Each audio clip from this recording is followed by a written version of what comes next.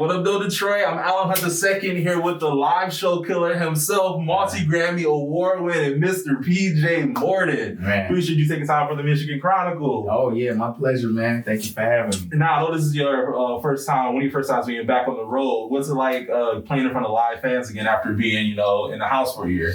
Yeah, I mean, that's usually our lives, is playing in front of people. So it was weird to have it taken away. And we've only had a couple of shows since, but I won't lie, it's felt amazing. Yeah. I think our appreciation level on both sides is way higher. Like just understanding that this can be taken away. So I think it makes for a better experience. Gotcha. Now, on your latest project, Gospel According to PJ, Grammy Award-winning project, I may add. Congratulations on that. You, now, you feature a lot of Detroit artists. You have Jay Moss on there. You have the Clark sisters on there. Even Commission, which I was surprised to see. You brought out Commission out of retirement. Yeah. Appreciate that. And you call Detroit the modern mecca of gospel. Can you speak a little bit about your love for Detroit and the city and how it has impacted you? Yeah, well, I mean, first of all, it's home a little bit. My father was born and raised in Windsor.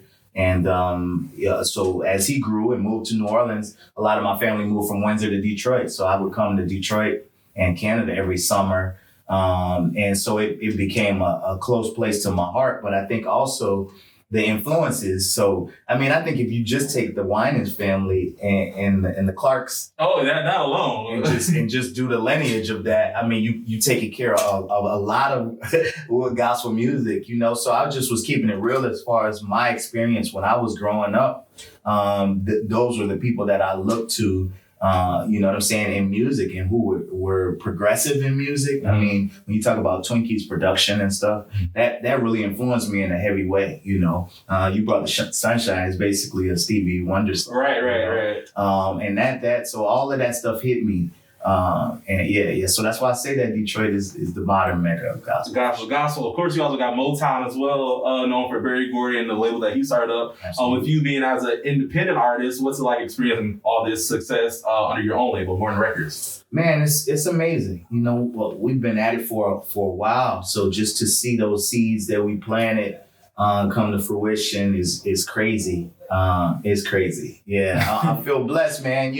At this point, it's just, I'm so grateful of everything that happens because, like I said, when you've been in it so long, you've seen a lot of ups, you've seen downs, you've seen big ups. So then you take those things in stride. I'm just grateful at this point, that I'm still here and people care and people still singing along. Gotcha. And I feel like a lot of my favorite artists, grew up in church, have roots in the church. Yeah. Obviously, it's no secret your dad, Bishop Paul Morton. Yeah. What foundation do you think the church provides for artists, not only in the soul or R&B genre, but just artists in general? What kind of platform and support does the church set up for different artists? Yeah, well, so my experience, as a musician, I came in, keyboard player first. And it immediately teaches you, I think church in general is one of the only platforms where you could have a calypso gospel song, you could have a jazz gospel song, you could have a rock gospel song. Exactly. So you really, as a musician, have to learn all of these